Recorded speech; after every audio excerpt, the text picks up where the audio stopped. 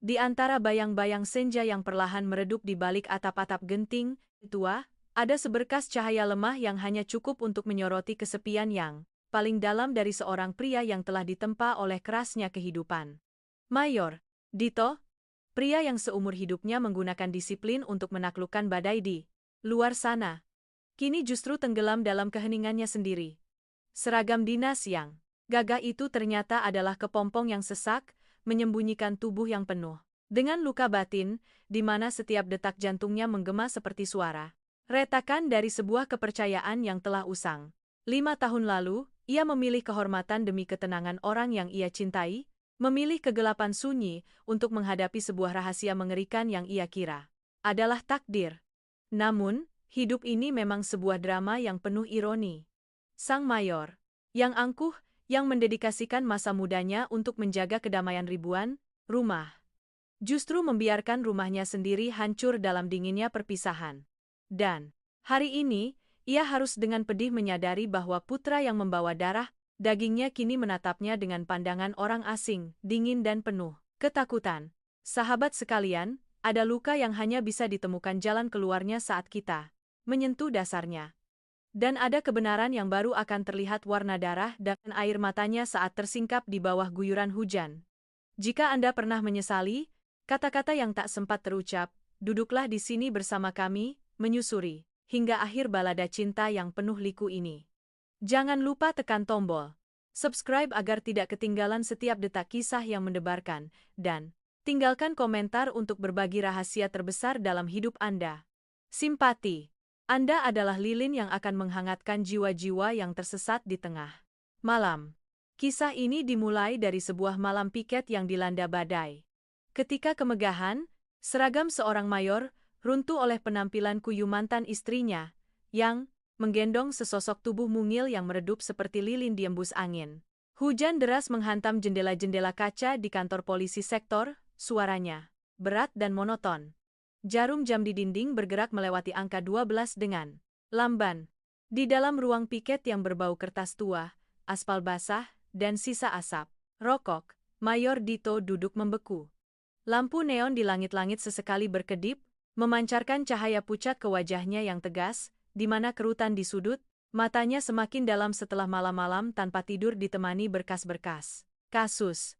Di usianya yang hampir 40, Dito mengerti bahwa kesepian bukanlah sesuatu yang besar atau berisik. Ia hanyalah perasaan hampa ketika suara ketikan keyboardmu sendiri membuatmu terkejut. Ia melonggarkan kancing kerah kemejanya, merasakan sesak dari seragam yang seolah mencekik tubuhnya yang lelah. Sudah 5 tahun, sejak rumahnya menjadi sekadar tempat singgah sebelum memulai giliran piket baru. 5 tahun sejak Rina membereskan barang-barangnya, meninggalkan selembar surat cerai yang rapi di meja rias, lalu menghilang dari kehidupannya seperti hujan badai musim panas, datang tiba-tiba dan meninggalkan kegerahan yang tak tertahankan. Dito meraih sebatang rokok, tapi kemudian meletakkannya kembali saat melihat papan nama Mayor Paul Adityo Nugroho di mejanya. Ia tersenyum getir. Orang-orang menjulukinya momok bagi para penjahat, pria dengan kepala dingin dan tangan yang tak pernah gemetar di hadapan bahaya. Tapi hanya ia yang tahu, di balik seragam yang licin ini, ada jiwa yang penuh dengan bekas luka yang tak pernah benar-benar sembuh. Dulu, mereka pernah memiliki hari-hari yang indah. Rina adalah seorang guru sastra dengan jiwa yang sensitif, sementara Dito adalah seorang polisi reserse yang bersemangat dan ceria. Tapi tekanan dari kasus-kasus besar, tugas-tugas panjang berbulan-bulan, dan ancaman-ancaman anonim dari para penjahat perlahan merobek selubung romansa mereka. Dito ingat betul malam terakhir mereka di bawah satu atap. Rina tidak menangis. Ia hanya menatapnya dengan pandangan yang kosong dan lelah. Mas Dito, katanya, aku tidak takut miskin, juga tidak takut susah. Aku hanya takut suatu hari nanti aku harus menjemputmu dalam sebuah peti mati. Atau lebih sederhananya, aku takut aku akan menjadi gila karena keheningan yang menakutkan di rumah ini. Saat itu, Dito memilih diam. Ia menganggap itu adalah keteguhan seorang pria. Tapi sekarang, setelah melewati banyak hal, ia baru mengerti bahwa itu adalah kepengecutan yang berkedok tanggung jawab. Ia membiarkannya pergi tanpa sepatah kata pun untuk menahannya, karena ia percaya itu satu-satunya cara agar Rina mendapatkan kedamaian. Guntur menggelegar di kejauhan, memotong lamunannya. Dito bangkit, berjalan ke jendela, memandang halaman yang sepi. Di bawah sorot lampu, butiran hujan tampak, seperti jarum-jarum yang menusuk bumi. Kantor malam ini sepi sekali. Timnya baru saja menyelesaikan kasus narkoba besar. Ia menyuruh anak buahnya pulang lebih awal, sementara ia mengambil giliran piket untuk menyelesaikan laporan administrasi. Pekerjaan seorang mayor polisi bukan hanya tentang kejar-kejaran yang menegangkan, tapi lebih banyak tentang berhadapan dengan sisi gelap masyarakat. Kenyataan-kenyataan telanjang yang bisa membuat hati seseorang menjadi keras. Dito takut akan hal itu. Ia takut suatu hari nanti ia akan melihat penderitaan orang lain hanya sebagai angka di atas laporan.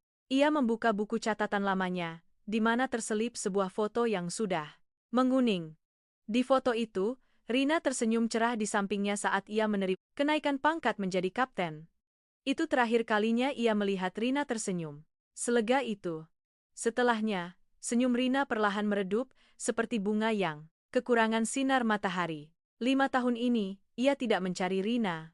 Bukan karena tidak rindu, tapi karena tidak punya cukup keberanian. Ia takut melihat Rina sudah hidup bahagia tanpanya, atau lebih buruk lagi, ia takut melihat Rina masih berjuang dengan luka-luka yang ia sebabkan. Hujan semakin deras, menciptakan dinding air yang memisahkan kantor polisi dari dunia luar. Di tengah keheningan, suara detak jam dinding terdengar begitu jelas, seperti detak jantung raksasa yang tertidur. Tiba-tiba, ada suara aneh dari arah gerbang utama. Bukan suara hujan atau angin, melainkan suara langkah kaki yang berlari di atas paving block yang basah. Dito mengerutkan kening, insting seorang polisi reserse membuatnya langsung waspada. Ia meletakkan berkas, tangannya secara refleks menyentuh sarung pistol di pinggangnya. Suara langkah kaki itu semakin dekat, tergesa-gesa dan panik. Lalu sesosok tubuh terhuyung-huyung muncul di ambang pintu ruang piket. Dito menyipitkan mata. Seorang perempuan. Ia mengenakan jaket tipis yang basah kuyup, tapi yang membuat Dito membeku bukanlah kemunculan seorang perempuan di tengah badai, melainkan apa yang ia dekap erat di tangannya. Seorang anak kecil. Perempuan itu terengah-engah, rambutnya yang basah menutupi sebagian wajahnya. Tapi postur tubuh itu, cara ia sedikit memiringkan bahu saat menggendong anak, dan aroma lavender lembut yang samar-samar tercium di antara bau hujan. Semuanya begitu familiar hingga membuat jantung Dito serasa diremas. Tolong! Tolong saya! Suara yang bergetar dan serak itu terdengar. Perempuan itu mengangkat wajahnya. Di bawah cahaya lampu neon yang berkedip, wajah Rina yang pucat pasi terlihat jelas. Matanya bengkak, penuh permohonan dan keputusasaan. Di pelukannya, seorang anak laki-laki berusia sekitar 5 tahun, terkulai lemas, wajahnya memerah karena demam tinggi, napasnya terdengar berat dan sulit. Dito merasa seluruh tubuhnya membeku. Semua keahlian dan ketenangan seorang mayor yang berpengalaman lenyap seketika. Ia tergagap, kerongkongannya seolah tercekik. Rina, itu kamu? Rina tidak menjawab pertanyaan itu. Ia seolah tak punya tenaga lagi untuk terkejut atau menjelaskan. Ia jatuh berlutut di ambang pintu, kedua tangannya masih memeluk erat anak itu seolah itu adalah harta terakhirnya. Dito, tolong. Anakku. Dia demam tinggi. Aku tidak tahu harus kemana lagi. Dito berlari menghampirinya. Menopang bahu Rina yang gemetar. Saat menyentuh kulit Rina yang dingin dan merasakan panas yang menyengat dari tubuh anak itu, ia sadar ini bukan mimpi. Kenyataan datang menghantamnya. Pahit dan penuh dengan pertanyaan. Siapa anak ini? Kenapa Rina muncul di sini sekarang? Dan yang terpenting, kenapa anak itu punya tahi lalat kecil persis di dekat daun telinga? Kirinya, ciri yang sama persis sepertinya? Ruangan piket yang sunyi kini pecah oleh suara rintihan anak kecil dan deru angin di luar. Dito langsung menggendong anak itu dari pelukan Rina, merasakan berat tubuh mungil itu menekan dadanya. Sebuah perasaan aneh, menyakitkan namun juga naluriah, menjalar di punggungnya. Anak ini, selama 5 tahun di mana? Dia. Dan ia, seorang ayah dengan pangkat mayor, di mana ia selama tahun-tahun. Itu? Panasnya tubuh anak itu kontras dengan dinginnya pakaian Rina yang basah kuyup. Dito merasakan tubuh mungil itu bergetar mengikuti setiap napasnya yang berat. Saat itu, profesionalisme seorang polisi reserse membantunya untuk tidak runtuh. Dito tidak bertanya apa-apa lagi. Rina, sadar.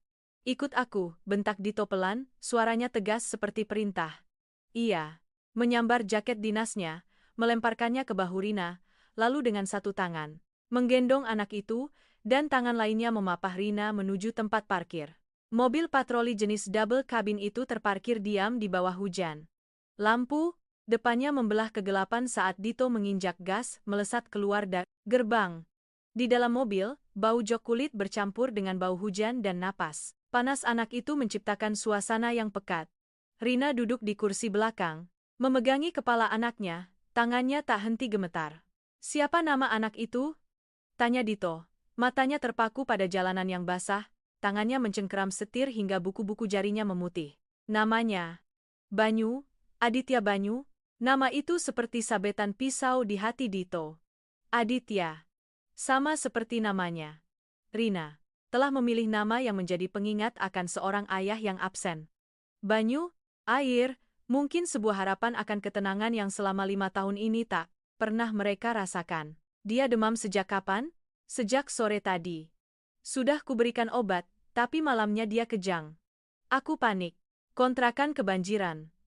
Ponsel mati. Aku hanya tahu harus menggendongnya dan lari.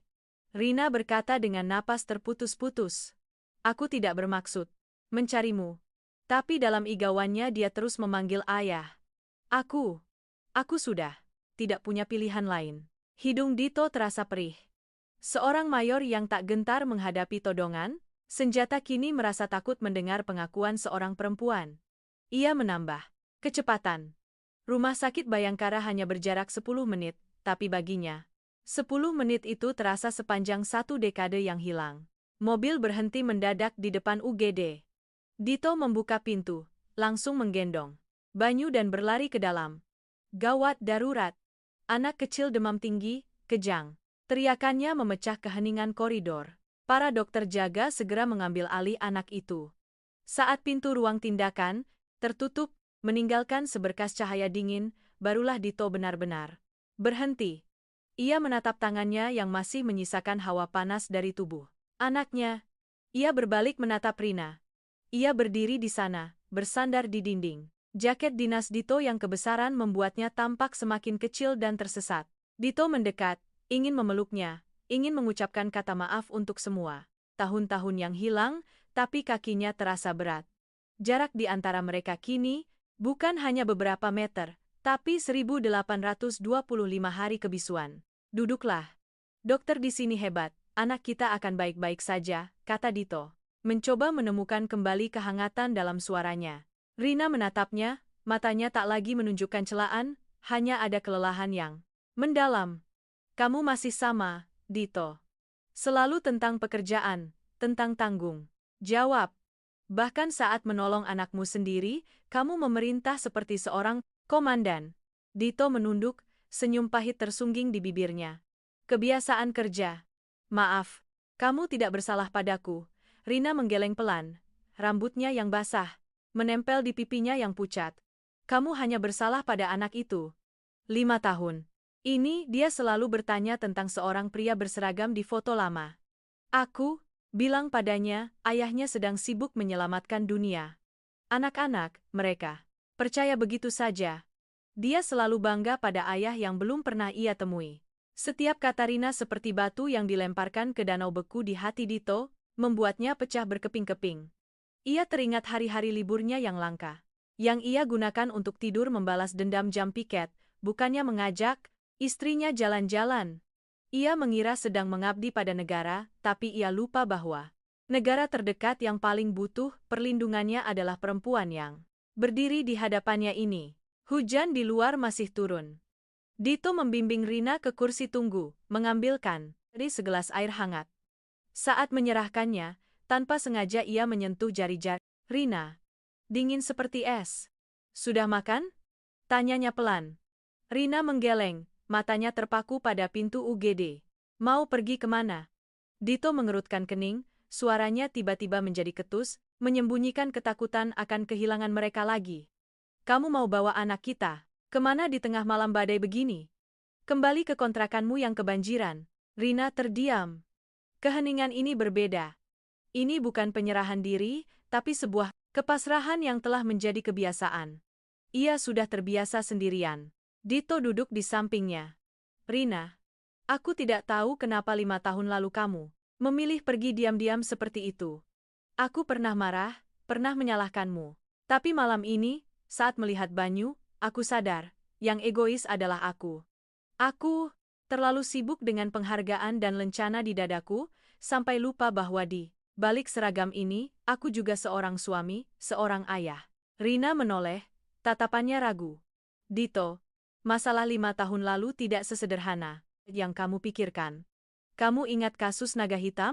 Dito membeku. Naga hitam adalah kasus terbesar dalam kariernya.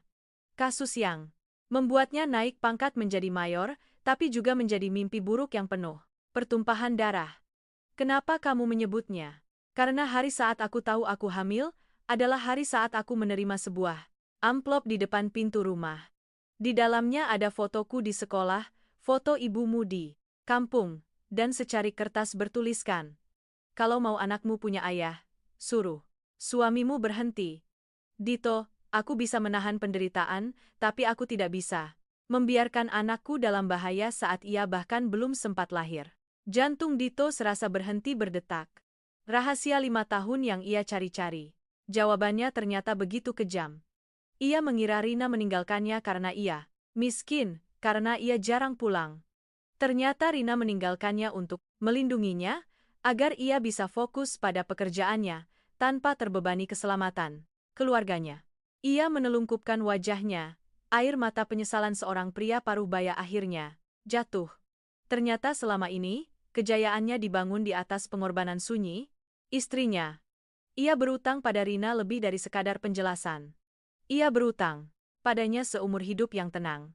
Tepat saat itu, pintu UGD terbuka. Seorang dokter senior keluar, wajahnya sedikit lega namun tetap serius. Dokter senior itu, Pak Herman, sudah sangat mengenal Dito sejak ia masih menjadi polisi muda yang berapi-api. Tapi ini pertama kalinya ia melihat sang mayat berdiri goyah. Kedua tangannya terkepal erat seolah takut jatuh. Demamnya sudah turun. Untung cepat dibawa ke sini. Kalau kejangnya berlanjut, bisa berbahaya bagi otaknya, kata Dokter Herman, lalu menatap Rina. Ibunya, silakan urus administrasi rawat inap. Anaknya perlu diobservasi setidaknya 48 jam untuk memastikan tidak ada komplikasi. Rina bangkit, kakinya gemetar. Dito hendak memapahnya, tapi Rina menolaknya dengan isyarat tangan. Ia berjalan mengikuti perawat, sosoknya yang kurus menghilang di tikungan koridor. Dokter Herman menahan lengan Dito. Dito, anak itu. Anakmu, kan? Dito terdiam, matanya terpaku pada kaca ruang pemulihan. Di dalam, Banyu terbaring mungil, kabel-kabel monitor menempel di dadanya yang kecil. Saya juga baru tahu, Dok, lihat tahi lalat di telinganya dan alisnya itu, tidak mungkin salah.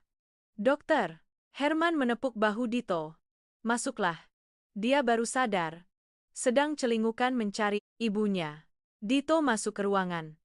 Udara dingin dari AC membuatnya lebih sadar.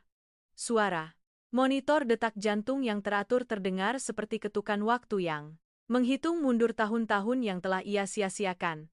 Ia duduk di samping tempat tidur. Dari dekat, ia bisa melihat dengan jelas wajah Banyu. Hidung mancung dan bibir yang sedikit cemberut, persis seperti Dito kecil. Banyu perlahan membuka matanya yang bulat dan hitam.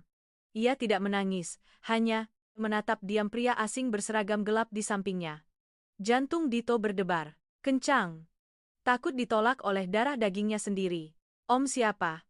Suara Banyu lirih, penuh rasa ingin tahu. Dito tercekat. Pertanyaan sederhana yang lebih sulit dijawab daripada interogasi penjahat paling licin sekalipun. Apa yang harus ia katakan? Om ini ayahmu? Atau, Om ini orang yang membiarkanmu dan ibumu menderita selama 5 tahun?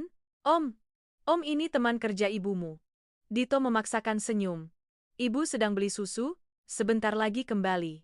Banyu mengerjapkan mata, pandangannya tak lepas dari bintang-bintang emas di bahu seragam Dito. Om punya pistol? Ayahku juga punya pistol, kata ibu. Ayah sedang sibuk menangkap orang jahat, makanya tidak bisa pulang. Tenggorokan Dito terasa pahit. Ternyata di benak anaknya, ia bukanlah seorang penelantar, melainkan seorang pahlawan. Rina telah menenun sebuah dongeng indah tentangnya. Pengorbanan Rina itu membuat Dito merasa begitu kecil dan hina. Ia mengulurkan tangannya yang kasar untuk mengelus rambut Banyu, tapi ragu-ragu. Ia takut tangannya yang terbiasa dengan kekerasan akan menodai kemurnian anaknya. Namun Banyu justru mengulurkan tangannya yang mungil dan hangat, menggenggam salah satu jari Dito. Tangan om besar, ya, mirip sama ayah di foto. Ucapan polos itu seperti sengatan listrik bagi Dito. Ia tak kuasa menahan diri, membungkuk dan mengecup lembut dahi Banya yang masih berkeringat. Aroma susu, bercampur bau obat.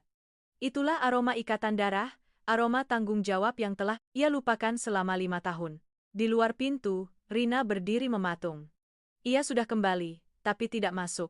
Melihat pria yang biasanya sekeras baja itu kini kikuk memegang tangan anaknya, air mata Rina jatuh tanpa suara. Ia pernah membencinya, tapi saat menghadapi kemungkinan kehilangan anaknya, ia sadar, ia tak bisa menggantikan sosok seorang ayah. Rina masuk.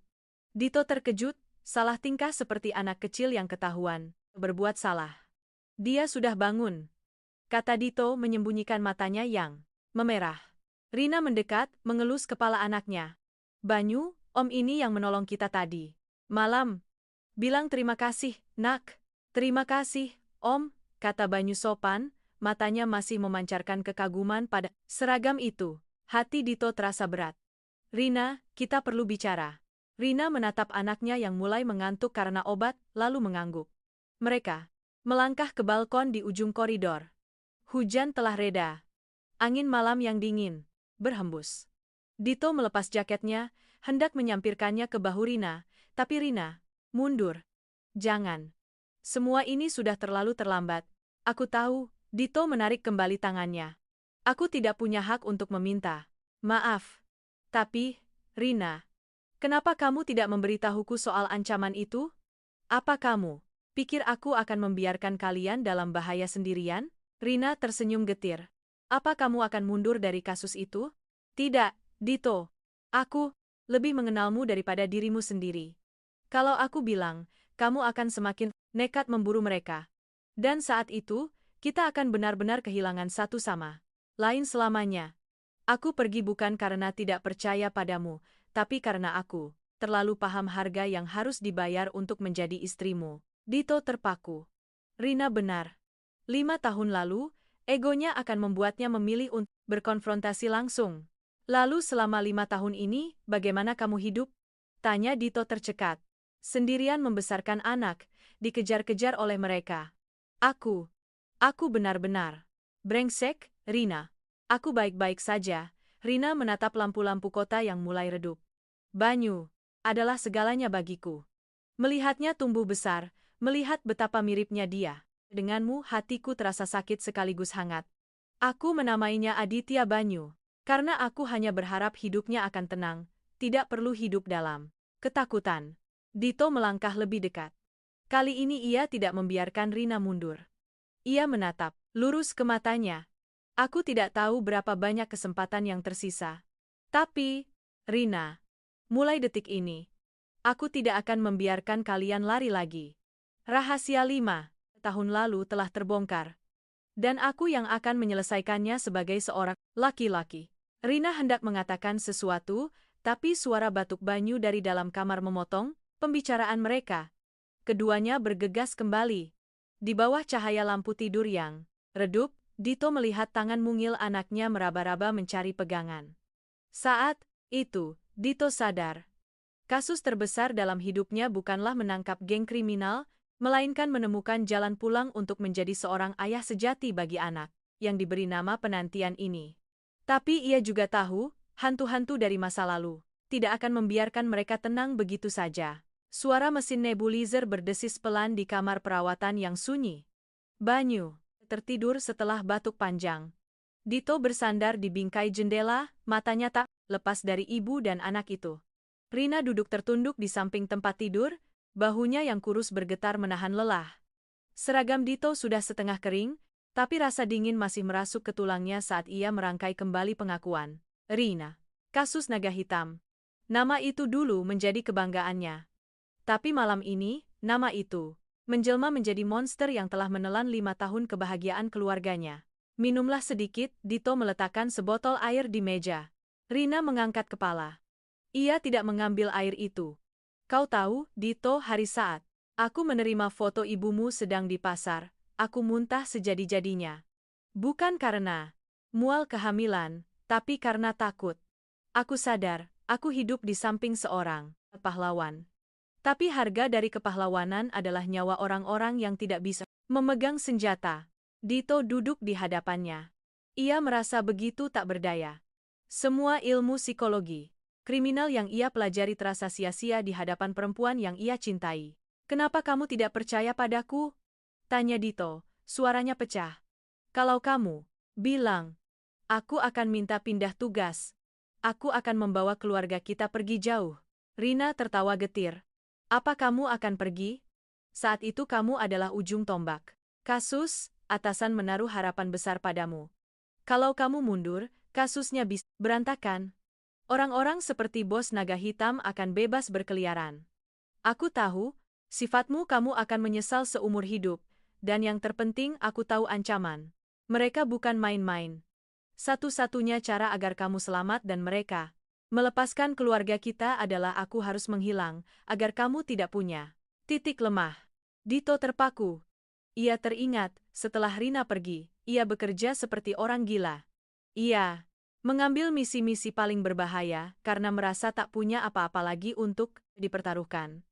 Ternyata, kepergian Rina justru memberinya lapisan pelindung tak terlihat di mata para penjahat. Selama 5 tahun, kamu di mana?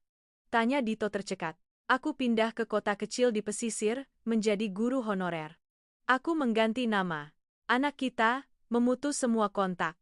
Setiap kali melihat beritamu di media internal, kepolisian, aku bangga sekaligus sakit. Pernah suatu malam Banyu demam. Aku sendirian membawanya lari di tengah malam. Aku ingin sekali meneleponmu, tapi kemudian aku melihat mobil-mobil asing mondar-mandir di sekitar kontrakan. Aku urungkan niatku. Rina berhenti, matanya tiba-tiba memancarkan ketakutan. Dito, mereka belum melupakanku. Sekitar sebulan ini aku merasa ada yang mengawasi. Seseorang masuk ke kontrakanku saat aku mengajar. Mereka tidak mengambil apa-apa, hanya mengobrak-abrik album foto. Itulah kenapa aku harus lari lagi.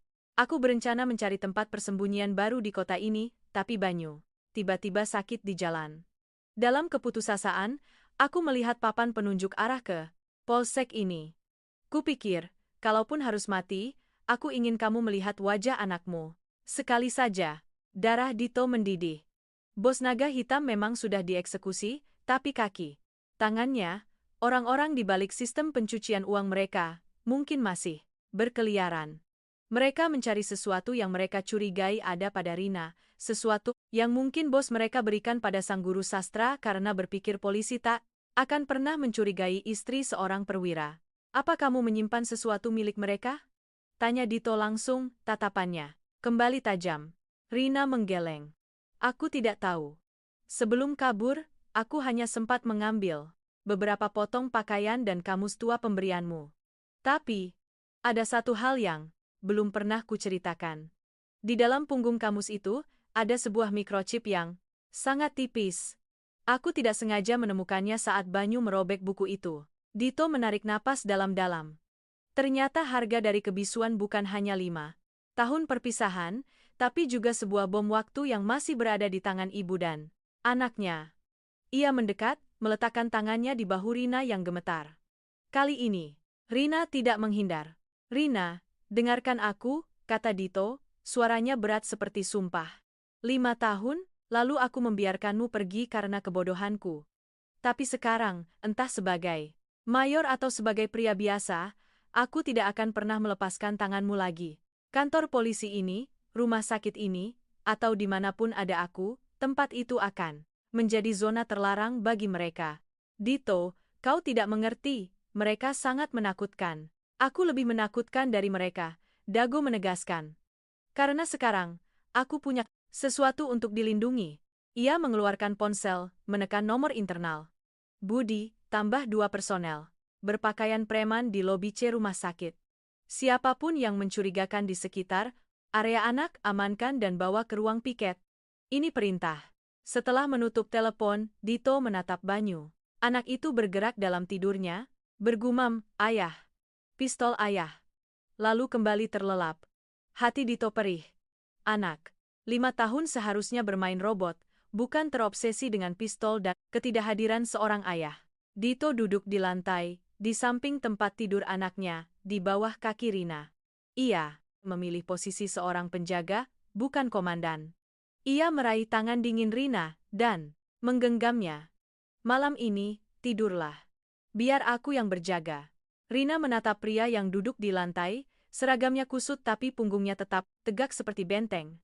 Rasa aman yang selama 5 tahun ia rindukan tiba-tiba datang, menyejukkan hatinya yang terbakar. Ia perlahan memejamkan mata.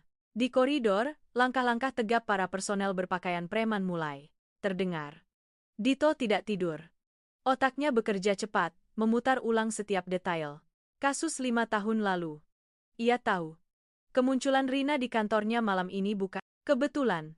Seseorang secara tidak langsung telah mendorongnya ke arah Dito, seseorang yang ingin menggunakan Dito untuk mengambil apa yang ada pada Rina. Tiba-tiba, ponsel di saku Dito bergetar pelan. Sebuah pesan dari nomor tak dikenal. Isinya hanya sebuah alamat terminal bus tempat Rina naik bus ke kota ini sore tadi. Disertai sebuah foto, kaca jendela kontrakan Rina pecah, dengan bekas lubang peluru yang dalam. Cahaya fajar yang redup menyelinap melalui celah tirai rumah sakit. Dito tersentak bangun saat merasakan gerakan kecil dari Banyu. Ia masih duduk di lantai, punggungnya bersandar di tempat tidur, kakinya kesemutan. Banyu sudah bangun. Ia duduk, matanya yang bulat menatap sekeliling dengan bingung. Saat melihat Dito, pria asing berseragam gelap yang masih berjaga di kakinya, anak itu sedikit bergidik dan menarik selimut hingga menutupi dadanya. Tatapannya tak lagi penuh kekaguman, melainkan kewaspadaan. "Ibu," panggil Banyu pelan. Rina terbangun, langsung memeluk anaknya. "Ibu di sini, sayang. Gimana badanmu? Lapar? Mau pulang?" bisik Banyu. Lalu melirik Dito dengan curiga. "Om ini masih di sini, Bu?" Dito bangkit dengan susah payah. Ia mencoba tersenyum seramah mungkin, tapi sepertinya wajah tegas seorang polisi reserse hanya membuat anak itu semakin takut. "Om belikan sarapan, ya? Banyu mau makan apa? Bubur atau soto?" Banyu tidak menjawab, ia menyembunyikan wajahnya di bahu Rina. Rina menatap Dito dengan sedih. "Mas, lebih baik Mas urus pekerjaan Mas saja. Biar aku yang urus Banyu. Jangan membuat anak ini takut." Ucapan Rina seperti tamparan pelan. Pekerjaannya? Pekerjaannya saat ini adalah melindungi mereka. Tapi ia sadar, ia hanyalah orang luar dalam kehidupan mereka. Selama 5 tahun, Rina dan Banyu telah membangun sebuah benteng yang hanya dihuni oleh mereka berdua. Dan ia, meskipun seorang ayah, di mata anaknya, hanyalah orang asing yang membawa pistol. Dito diam-diam melangkah keluar. Di lobi, 2 personelnya sudah berjaga. "Ada pergerakan?" tanya Dito. "Lapor, Mayor. Semalam ada sebuah mobil Avanza berplat luar kota mondar-mandir 2 kali, tapi karena penjagaan ketat, mereka pergi. Kami sudah catat nomor platnya," lapor salah satu dari mereka. Dito mengepalkan tangan. Hantu-hantu masa lalu bergerak lebih cepat dari dugaannya. Pesan semalam adalah sebuah peringatan. Mereka tahu ia telah menemukan Rina. Tapi yang lebih menyakitkan adalah jarak dengan putranya. Ia bisa mengejar penjahat sampai ke ujung dunia, tapi ia tidak tahu bagaimana caranya masuk ke dalam hati seorang anak 5 tahun yang terbiasa hidup tanpa ayah. Ia kembali ke kamar dengan 2 porsi bubur hangat. Saat masuk, ia melihat Rina sedang kesulitan membujuk Banyu minum obat. Anak itu merengek, menepis sendok, hingga isinya tumpah. "Biar aku coba." Dito melangkah maju. "Tidak usah. Mas tidak akan bisa," kata Rina lelah. Dito tidak mendengarkan. Ia duduk di samping tempat tidur, dengan lembut, memegang tangan Banyu. Banyu, Om dengar dari ibu, kamu itu prajurit kecil yang pemberani. Prajurit tidak takut obat pahit, kan? Banyu berhenti menangis, menatap Dito dengan mata basahnya. Ayahku yang prajurit. Om cuma polisi. Dito terdiam. Om cuma polisi. Kata-kata itu menusuk hatinya. Ia melirik Rina, melihatnya menunduk menahan napas. Ia sadar telah terlalu sombong berpikir malam pertolongan bisa menghapus 5 tahun ketidakhadirannya. Ia melepaskan tangan Banyu. Baiklah, biar ibu yang suapi, ya. Om keluar, sebentar. Dito melangkah ke balkon, menyalakan sebatang rokok. Ia menatap foto Rina dan Banyu yang ia ambil diam-diam semalam saat mereka tertidur. Realitas 5 tahun, terakhir mulai terlihat dari detail-detail kecil, sepatu Rina yang solnya sudah tipis, tas ransel Banyu yang ada bekas jahitan, dan kepanikan Rina saat melihat tagihan rumah sakit. Rina telah berjuang sendirian. Pengorbanannya tak tercatat di lencana manapun. Dia lelah, makanya rewel. Jangan diambil hati. Suara Rina terdengar dari belakang. Aku tidak ambil hati soal itu. Dito mematikan rokoknya. Aku hanya memikirkan, kenapa kamu harus menderita sejauh ini tanpa pernah mencariku? Aku sudah menitipkan uang pada ibu di kampung, aku sudah mencarimu kemana-mana. Kenapa? Kamu bersembunyi begitu rapat? Rina bersandar di pagar balkon. Karena kalau aku muncul, kamu tidak akan pernah melepaskanku. Dan kalau kamu tidak melepaskanku, musuh-musuhmu akan menemukan kita. Dito, kamu punya seragam untuk melindungi negara. Aku hanya punya kebisuan untuk melindungi anakku. Aku tidak menyesal telah pergi, aku hanya menyesal semalam aku terlalu lemah dan lari ke kantormu. Kamu masih mau lari? Tanya Dito, suaranya bergetar. Aku harus pergi. Kehadiranku di sini membahayakan kariermu. Kalau orang tahu, kamu terlibat dengan dokumen naga hitam melalui mantan istrimu, kamu bisa diskus. Dito melangkah maju, memegang kedua bahu Rina. Hal paling berharga yang kumiliki sedang berdiri di hadapanku sekarang, apa kamu mengerti? 5 tahun ini, aku hidup seperti mesin. Aku tidak butuh karier jika harus ditukar dengan keselamatan kalian. Rina menatapnya, air mata mulai menggenang. Sudah terlambat, Dito. Dia tidak tahu siapa kamu. Dia menganggap foto lama itu sebagai ayahnya, sementara pria yang berdiri di hadapannya sekarang hanyalah sumber ketakutan baru. Dito melepaskan pegangannya, merasa kalah telak. Tepat saat itu, ponselnya berdering lagi. Ibunya dari kampung, suaranya panik. Dito, ada orang-orang asing datang ke rumah menanyakan kabar si Rina. Katanya, teman lama, tapi tampangnya seram sekali. Ibu takut, Dito menggeretakkan gigi. Mereka tidak hanya mengawasi Rina, mereka mulai menyerang dari belakang. Pertempuran ini sudah terbuka. Ia menatap Rina, lalu menatap Banyu. Ketegasan kembali ke matanya. Rina, dengarkan. Tidak ada yang pergi kemana-mana. Mulai sekarang, kalian di bawah perlindunganku. Bukan sebagai mayor, tapi sebagai kepala keluarga ini. Ia menoleh ke personel yang berjaga. Lapor ke komandan. Saya minta aktivasi prosedur perlindungan saksi khusus. Dan panggil tim reserse. Kita punya sebuah rahasia yang harus dipecahkan sekarang juga. Dito tidak tahu, di sudut gelap koridor, seorang pria berjaket dengan topi, menutupi wajahnya diam-diam merekam seluruh percakapan mereka. Ia tersenyum, dingin. Perburuan baru saja benar-benar dimulai. Telepon dari ibunya seperti lonceng peringatan yang menyadarkan Dito dari lamunannya. Ia menarik napas dalam-dalam, mencoba menenangkan ibunya, tapi tangannya yang terkepal erat menunjukkan kegelisahan yang luar biasa. Setelah meminta ibunya mengunci diri dan menghubungi kepala polisi desa setempat, Dito kembali ke kamar. Wajah Rina pucat pasi. Ketakutan telah menjadi bagian dari dirinya. Aku akan pindahkan kalian ke tempat yang lebih aman. Rumah sakit ini tidak lagi steril, kata Dito tegas. Tapi sebelum mereka sempat berkemas, pintu kamar terbuka lagi. Bukan perawat atau polisi, melainkan Ibu Dito. Beliau muncul dengan napas terengah-engah, membawa sebuah tas jinjing. Ternyata, beliau tidak di kampung, beliau langsung berangkat ke Jakarta setelah menelepon Dito, didorong oleh firasat seorang ibu. Saat melihat Rina, tas di tangan ibu Dito jatuh, air matanya tumpah. Rina, nak, Rina terpaku. Ibu. Dito berdiri kaku, melihat kedua perempuan itu berpelukan. Ia merasa begitu asing. Ternyata selama 5 tahun ia mencari, ibunya dan Rina masih menjaga sebuah ikatan rahasia yang tak pernah ia ketahui. Sang ibu melepaskan pelukannya, mendekati Banyu yang tertidur. Ia menyentuh pipi cucunya dengan tangan keriput yang gemetar, lalu menatap Dito dengan pandangan mencela sekaligus iba. Kamu ini mayor, hebat di luar sana, tapi kenapa kamu biarkan istri dan anakmu sengsara begini, Dito? Isaknya. Malam Rina melahirkan, Banyu. Hanya ibu yang menemaninya di puskesmas desa. Dia kesakitan setengah mati, tapi masih berpesan, Bu, jangan telepon Mas Dito. Dia sedang ada tugas penting, aku tidak mau pikirannya terganggu. Hati Dito serasa ditusuk ribuan jarum. Ibu. Kenapa ibu menyembunyikannya dariku selama ini? Ibu sudah janji padanya, kata sang ibu sambil terisak.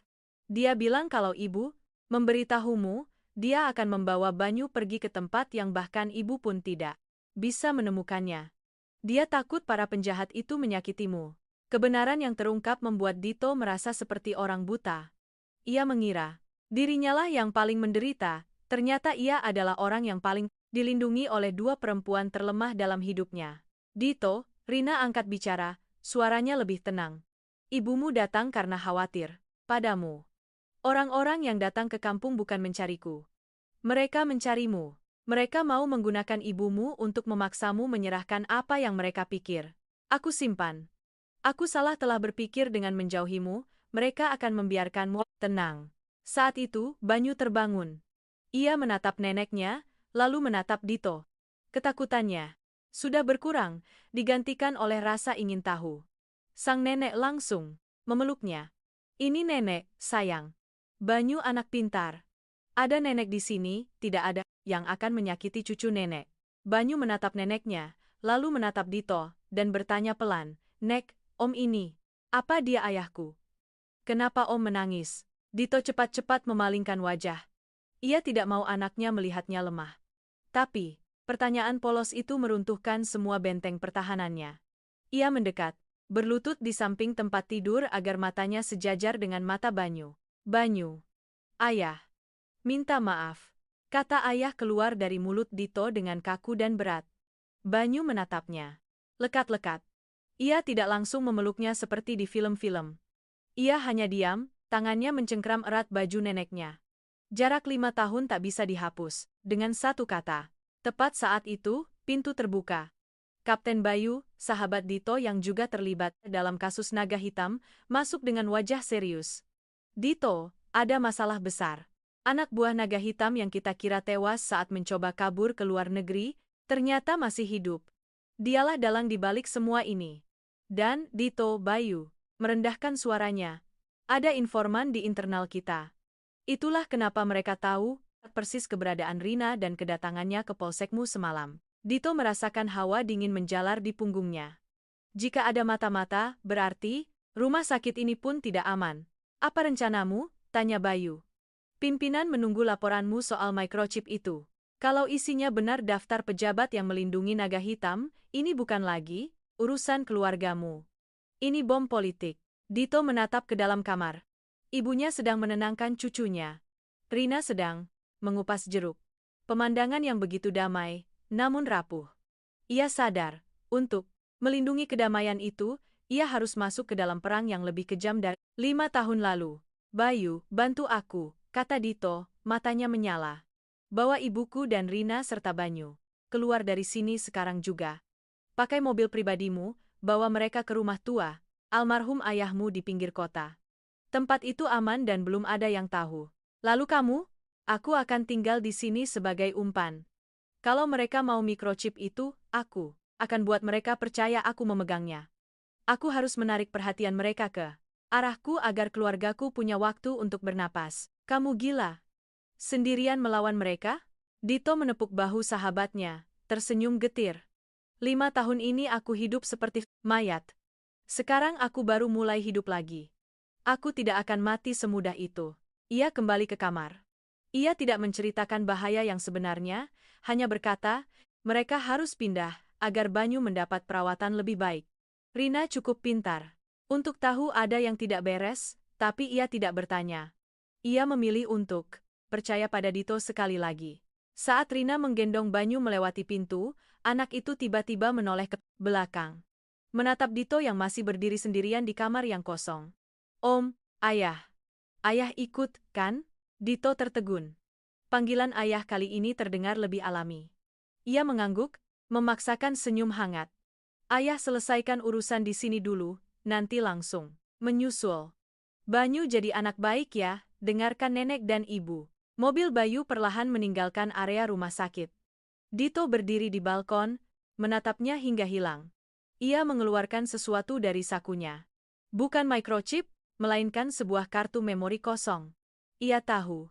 Mulai saat ini, ia telah resmi memasuki sebuah permainan yang mempertaruhkan nyawanya demi sebuah kesempatan untuk menjadi seorang ayah sejati. Ponselnya berdering. Nomor dari salah satu rekannya di kantor. Dito menarik napas dalam-dalam, menjawab dengan suara tenang. Lapor. Saya sudah mengamankan barang bukti penting. Saya ada di rumah sakit, butuh tim bantuan darurat. Ia baru saja melemparkan umpannya. Sekarang, ia hanya perlu menunggu ikan besar, memakannya, dan berharap insting serigala tuanya tidak akan mengecewakannya. Dalam pertempuran terakhir ini, rumah sakit sore itu terasa suram. Dito duduk sendirian di kamar perawatan yang kosong. Ia sengaja membiarkan pintu sedikit terbuka, sebuah undangan bagi siapapun yang mengintai.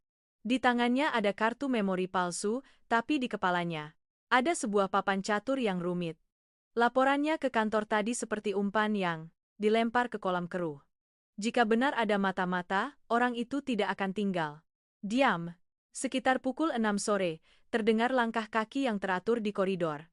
Bukan langkah pasien atau perawat, melainkan langkah sepatu kulit yang tegas. Dito menyembunyikan pistolnya di bawah meja, matanya pura-pura fokus pada berkas. Pintu terbuka.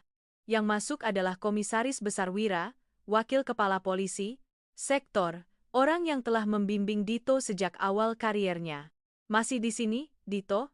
Kudengar keluargamu ada masalah, aku berniat menjenguk anakmu, kata Pak Wira, meletakkan bingkisan buah di meja. Dito bangkit dan memberi hormat, tapi punggungnya terasa dingin. Kenapa seorang Wakapolsek datang langsung ke sini hanya untuk menjenguk? Terutama saat laporan tentang barang bukti baru saja ia kirim. Terima kasih, Komandan. Anak saya sudah dipindahkan ke rumah sakit lain untuk perawatan khusus. Pak Wira mengangguk duduk di hadapan Dito. Bagus. Kudengar kamu dapat barang bukti baru terkait naga hitam. Dito, kasus ini sangat sensitif. Saya mau kamu serahkan itu padaku, akan saya bawa langsung ke tim khusus di Polda untuk memastikan keamanannya. Dito menatap tangan mentornya. Tangan yang dulu mengajarinya cara menembak, kini terulur meminta sesuatu yang bisa meruntuhkan sebuah sistem.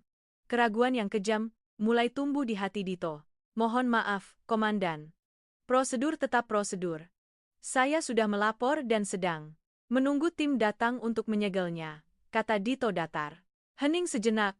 Pak Wira menghela napas, senyumnya hilang. Kamu masih saja keras kepala. Sifatmu inilah yang membuat istri dan anakmu terlunta-lunta. Apa?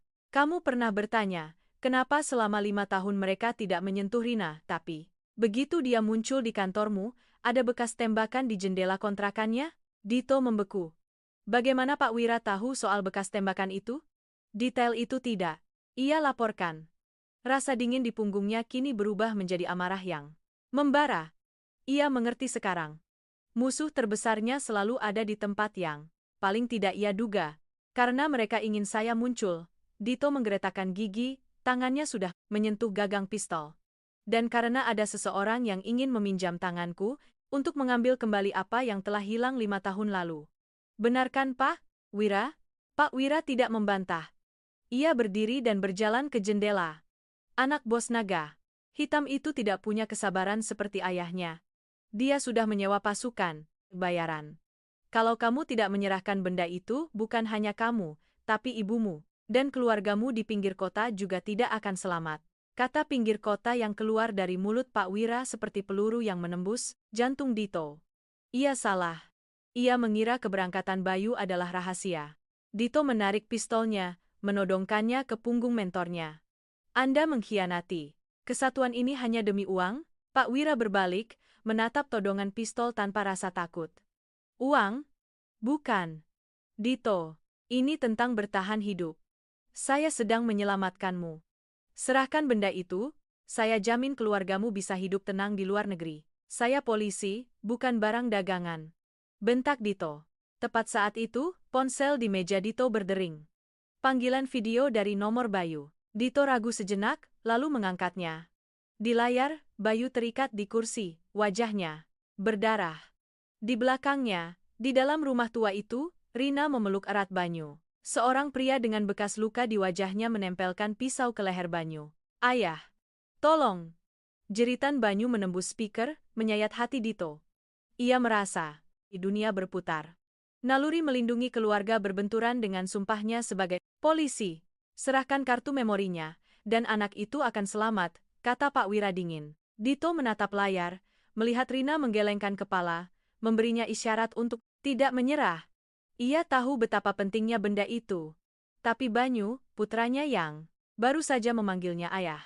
Tangan Dito gemetar. Untuk pertama kalinya, Mayor Dito merasa pistol di tangannya seberat ribuan ton. Sebuah ide nekat melintas di kepalanya. Baik, saya serahkan, kata Dito. Tapi saya mau dengar anak saya bilang dia baik-baik saja. Pak Wira memberi isyarat melalui komunikator di telinganya. Pria berbekas luka itu sedikit menjauhkan pisaunya. Ayah datang jemput Banyu, ya, Ishak, Banyu. Dito meletakkan pistolnya di meja, perlahan mendorong kartu memori palsu itu ke arah Pak Wira. Tapi begitu jari Pak Wira menyentuhnya, Dito tiba-tiba melancarkan tendangan, merebut pistol tersembunyi dari lengan baju mentornya. Pertarungan jarak dekat pun terjadi. Dito bertarung seperti hewan yang terpojok. Saat bergulat, Dito berteriak ke telepon, Bayu, di bawah meja, ada pistol. Itu adalah Sandi. Terdengar suara tembakan dari seberang telepon, disusul jeritan dan suara gaduh. Dito berhasil menendang Pak Wira hingga terpojok, merebut kembali pistolnya. Anda kalah, kata Dito terengah-engah. Tapi Pak Wira tertawa. Kamu pikir hanya aku? Lihat keluar. Dito melirik ke bawah. Iring-iringan mobil hitam memasuki area rumah sakit, orang-orang berpakaian gelap dengan cepat mengepung pintu masuk. Ujian ini belum berakhir. Ia sadar, untuk menyelamatkan keluarganya, ia harus membuka jalan darahnya sendiri keluar dari sini. Suara tembakan dari seberang telepon menjadi cambuk bagi Dito. Ia tak punya waktu untuk menunggu. Ia memborgol Pak Wira, mentor yang telah berkhianat. Bayu, lapor. Beres. Suara Bayu terengah-engah. Aku lumpuhkan 2 orang, tapi si Kodet kabur. Rina dan Banyu aman, aku sembunyikan mereka di ruang bawah tanah. Hati Dito sedikit lega. Ia tahu hanya punya beberapa menit. Ia melirik ke bawah, sebuah ambulans mencurigakan sedang parkir di lobi. Ia memutuskan untuk tidak menunggu bantuan. Jika ada pengkhianat di level atas, semua panggilan bantuan bisa menjadi jebakan. Ia menyeret Pak Wira. Jadilah tamengku. Mereka bergerak melalui tangga darurat. Di lantai dasar, Dito melihat orang-orang bersenjata sedang menyisir area. Ia berbelok, masuk ke area dapur rumah sakit yang penuh uap dan bau makanan. Ia menyembunyikan Pak Wira di dalam troli cucian kotor, lalu ia sendiri, bersembunyi di belakangnya, perlahan bergerak menuju pintu belakang. 15 menit kemudian, Dito sudah berada di dalam sebuah truk sampah yang baru saja keluar dari gerbang belakang. Ia melihat mobil-mobil polisi mulai berdatangan ke rumah sakit. Pertempuran di sana akan berlangsung lama, tapi target utama mereka Dito dan kartu memorinya telah lenyap. Dito mengemudi seperti orang gila menuju pinggiran kota. Ia meninggalkan truk itu di tepi hutan, lalu berjalan kaki melintasi sawah. Aroma lumpur dan padi mudah sedikit menenangkannya. Saat siluet rumah tua itu terlihat di bawah cahaya bulan, jantung Dito berdebar kencang. Ia masuk melalui pintu belakang yang rusak. Pemandangan di dalam porak-poranda. Bayu. Rina. Panggilnya pelan. Sebuah papan lantai bergerak. Kepala Bayu muncul, wajahnya lebam. Di belakangnya, Rina menggendong Banyu. Melihat Dito, Rina berlari dan memeluknya. Erat. Ia tidak menangis, tapi bahunya yang bergetar menceritakan semua kengerian yang baru saja ia alami. Ayah? Ayah pulang. Banyu berlari ke arahnya. Matanya masih sembab, tapi bibirnya tersenyum. Dito berlutut, membuka lengannya. Banyu langsung melompat ke pelukannya. Tangan mungilnya melingkar erat di leher Dito. Ayah minta maaf sudah membuatmu takut. Aku tidak takut. Om Bayu bilang ayah sedang melawan monster untuk melindungiku. Ayah pahlawan, kan? Dito menatap Bayu yang tersenyum meringis. Ia mengerti sahabatnya telah berjuang, menjaga citranya di mata anaknya. Malam itu, mereka berjaga bergantian. Rina memasak bubur hangat. Dito duduk di ambang pintu, melihat Banyu makan dengan lahap lalu tertidur pulas. Masalah ini, kapan akan berakhir? Tanya Rina. Segera, jawab Dito. Pak Wira sudah ditangkap. Apa microchip itu masih ada padamu? Rina mengangguk mengeluarkan sebuah kepingan tipis dari sakunya. Aku selalu membawanya. Aku tahu ini satu-satunya yang bisa membuat mereka membayar, dan juga membersihkan namaku. Dito memegang benda itu, merasakan beban yang luar biasa. Ini bukan hanya barang. Bukti, ini adalah masa muda Rina, masa kecil Banyu yang tanpa ayah. Aku akan menyerahkan ini langsung ke Kapolda. Tidak akan ada mata-mata lagi. Aku janji. Keesokan paginya, Dito mulai melatih Banyu. Ia mengajarinya cara membuat simpul tali, cara membaca jejak. Anak itu belajar dengan cepat. Dito merasa seperti kembali muda. Ia sadar, kebahagiaan sederhana seperti ini tak bisa ditukar dengan lencana apapun. Tapi ia tahu, si Kodet masih berkeliaran. Ia akan menyerang saat mereka lengah. Sore itu, saat Dito dan Banyu sedang duduk di tepi kolam, seekor burung tiba-tiba terbang dari semak-semak. Semak-semak itu bergerak, padahal tidak ada angin. Insting Dito langsung menyala. Banyu, masuk ke rumah sekarang. Jangan menoleh. Banyu, melihat perubahan di wajah ayahnya, langsung berlari masuk. Dito bangkit, tangannya di pinggang. Keluarlah. Aku tahu kau di sana.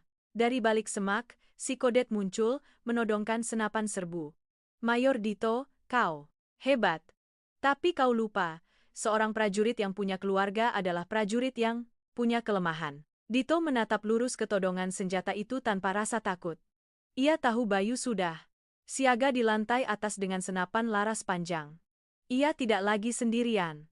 Aku tidak punya kelemahan, kata Dito. Aku hanya punya alasan untuk bertarung. Angin berdesir di antara daun-daun pisang kering. Si Kodet tidak langsung menembak. Ia menikmati momen itu. Pak Wira bukan satu-satunya yang ingin kau mati, Dito. Kau memegang sesuatu yang bisa meruntuhkan sebuah istana. Kau pikir, kau pahlawan, padahal kau hanya batu sandungan. Aku tidak pernah berpikir aku pahlawan, jawab Dito tenang. Aku hanya seorang pria yang telah menyia-nyiakan 5 tahun kehidupan putranya. Dan hari ini, siapapun yang menghalangiku untuk menebusnya, harus melangkahi mayatku. Mengharukan sekali, si Kodet tertawa, jarinya dipelatuk. Tiba-tiba, terdengar suara Rina. Ia berdiri di ambang pintu, memegang sebuah kamus tua. Berhenti. Kau mau ini, kan? Lepaskan dia. Akan kuberikan padamu. Aku sudah menyalinnya. Kalau terjadi apa-apa pada Dito, salinannya akan tersebar ke semua media. Rina, masuk, teriak Dito. Kemunculan Rina membuat si Kodet lengah sekejap. Sekejap itu sudah cukup bagi Dito. Ia berguling ke samping, menarik pistolnya. Terdengar suara tembakan dari lantai atas. Peluru Bayu menyerempet bahu si Kodet. Dito tak menyia-nyiakan kesempatan. Ia menerjang, membanting pria itu ke tanah. Pertarungan sengit terjadi. Pukulan-pukulan Dito mendarat telak, bukan karena tugas, tapi karena air mata Rina dan pertanyaan-pertanyaan Banyu yang tak terjawab. Pertarungan berakhir saat Dito berhasil mengunci si Kodet. Bayu turun dari atas. Saat Banyu mengintip dari balik punggung ibunya, ia hanya melihat ayahnya. Berdiri, pakaiannya kotor, tapi tatapannya begitu gagah. Setelah si Kodet dibawa pergi oleh Bayu, hanya tersisa Dito dan Rina. Hujan. Gerimis mulai turun, membersihkan bau mesio. Dito mendekati Rina. Kenapa kau keluar? Itu berbahaya. Rina menangis. Aku tidak bisa melihatmu mati lagi, Dito. 5 tahun lalu aku lari agar kau hidup. Tapi hari ini aku sadar, tanpa kau, kami hidup pun terasa mati. Dito memeluknya.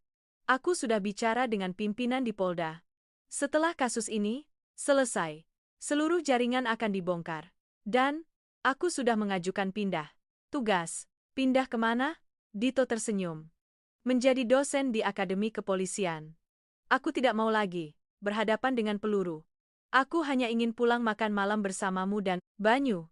Ia sadar, kemenangan terbesarnya bukanlah mengalahkan musuh, melainkan melindungi senyum orang-orang yang ia cintai. Apa kau memaafkanku? Bisik Dito. Aku tidak pernah membencimu untuk bisa memaafkan, balas Rina. Aku hanya takut kedamaian ini terlalu rapuh. Tidak akan rapuh lagi, Dito menegaskan. Karena kali ini, aku tidak akan pergi sendirian. Banyu berlari menghampiri mereka. Ia duduk di samping Dito, menyandarkan kepalanya di lengan ayahnya. 3 kepingan keluarga yang pernah hancur kini mulai menyatu kembali. Dito tahu jalan di depan masih panjang, tapi ia tak lagi takut. Kehadiran Rina dan Banyu adalah jangkar yang membuatnya tahu untuk apa ia berjuang. Malam itu, untuk pertama kalinya setelah 5 tahun, Dito tidur nyenyak tanpa mimpi buruk. Ia bermimpi berjalan di sebuah jalan desa yang teduh, menggandeng tangan Rina dan Banyu. Tak ada senjata, tak ada rahasia, hanya tawa riang anaknya. Tapi saat fajar, teleponnya berdering lagi. Nomor tak dikenal. Mayor Dito, kami sudah menerima paket dari Kapten Bayu. Tapi ada satu file yang terenkripsi. Kuncinya adalah sebuah tanggal peringatan yang hanya kalian yang tahu. Dito mengerutkan kening. Ia mengambil kamus tua itu. Di halaman pertama, di bawah tulisan tangannya dulu, ada sederet angka kecil yang sedikit pudar. Dito tiba-tiba sadar. Kebenaran terakhir tidak ada di dalam microchip, tapi di dalam pemahaman antara dirinya dan Rina. Kuncinya ditempa dari cinta dan penderitaan, yang hanya mereka berdua yang tahu. Matahari bulan April menyinari halaman markas polisi sektor, melembutkan kesan angker dari bangunan itu. Dito berdiri di dekat jendela ruang kerja barunya di Akademi, tapi hari ini ia berada di kantor lamanya untuk serah terima jabatan. Berkas kasus Naga Hitam Jilid 2 sudah disegel. Nama-nama besar yang bersembunyi di balik kekuasaan akhirnya tersingkap setelah file terakhir berhasil dibuka. Kuncinya, ironis sekaligus mengharukan, adalah tanggal lahir Banyu. Hari di mana Dito absen, tapi Rina memilihnya sebagai kunci untuk melindungi kebenaran. Dito melonggarkan dasinya. Ia tak lagi mengenakan seragam lapangan, melainkan seragam upacara yang rapi. 5 tahun lalu ia meninggalkan rumahnya dengan hati hancur. 5 tahun kemudian, ia meninggalkan jabatannya sebagai polisi reserse, dengan perasaan yang sama sekali berbeda. Lega dan penuh harapan. Pintu diketuk. Bayu masuk. Lengannya masih diperban, tapi wajahnya ceria. Pak, dosen jemputan sudah datang. Murid dan ibu negara sudah menunggu di bawah. Dito tersenyum, mengambil topinya. Ia menatap sekali lagi ruang piket tempat semua ini dimulai. Bau kertas tua, semua kenangan itu, kini tersimpan rapi dalam memorinya. Saat menuruni tangga, ia melihat pemandangan yang menghangatkan hatinya. Di tengah halaman yang biasanya hanya diisi suara sirine, kini terdengar tawa riang. Seorang anak, Banyu, dengan baju barunya, sedang berlari-larian mengejar kupu-kupu. Melihat Dito, anak itu berhenti, matanya berbinar. Ia tak lagi malu-malu. Ia berlari melintasi halaman dan melompat ke pelukan Dito. Ayah, sudah selesai? Kata ibu, hari ini ayah mau belikan aku robot. Dito menggendongnya. Sudah selesai nak. Pekerjaan ayah seumur hidup ini sudah selesai. Sekarang pekerjaan ayah hanya untuk Banyu. Rina mendekat, mengenakan gaun sederhana, rambutnya ditata rapi. Wajahnya kembali merona. Mereka saling menatap, tanpa kata, tapi penuh makna. 5 tahun. Pengembaraan, semua kepahitan itu, kini tertinggal di balik gerbang markas ini. Rekan-rekan Dito berdiri di sepanjang koridor, menyapanya bukan dengan hormat formal, tapi dengan senyum dan tepukan bahu persahabatan. Mereka melihat di dalam dirinya, Bukan hanya seorang mayor yang berprestasi, tapi seorang pria yang telah menemukan jalan pulangnya. Dito menurunkan Banyu, menggandeng tangan Rina. Ia menatap keluar gerbang, ke arah jalanan yang ramai. Kehidupan terus berjalan. Akan ada kasus-kasus baru, dan akan ada polisi-polisi muda lain yang akan menggantikannya di ruang piket. Itu. Tapi ia tahu, ia telah menyelesaikan tugasnya sebagai abdi negara, dan kini saatnya menyelesaikan tugasnya sebagai kepala keluarga. Kita pulang, kata Rina pelan. Mereka melangkah bersama keluar dari gerbang. Satu langkah melewati garis batas, Dito merasa seperti baru saja melintasi sebuah babak baru dalam hidupnya. Di belakangnya ada kejayaan dan luka masa lalu. Di depannya ada jalanan yang rindang. Ada kelas-kelas tempat ia akan mengajar tentang etika, dan ada makan malam hangat yang diisi tawa istri dan anaknya. Banyu berlari di depan. Ayah, ibu, cepat. Aku lihat toko mainan. Matahari semakin cerah, menyinari 3 bayangan yang berjalan beriringan. Dito tersadar, kebenaran paling mengguncang 5 tahun terakhir bukanlah konspirasi, kejahatan yang rumit, melainkan kebenaran sederhana yang mengharukan. Kebahagiaan itu sebenarnya sangat dekat, asalkan kita cukup berani untuk melepaskan ego dan menggenggam tangan orang-orang yang kita cintai. Lonceng gereja terdengar dari kejauhan, syahdu dan damai. Di bawah langit biru, kota yang telah melewati badai, Mayor Dito dari masa lalu telah pensiun, digantikan oleh seorang ayah yang bergegas mengejar putranya, memulai bab-bab baru dari sebuah novel berjudul Keluarga. Sebuah akhir, yang juga merupakan awal dari kehidupan yang tenang selamanya. Terima kasih telah mendengarkan hingga akhir cerita.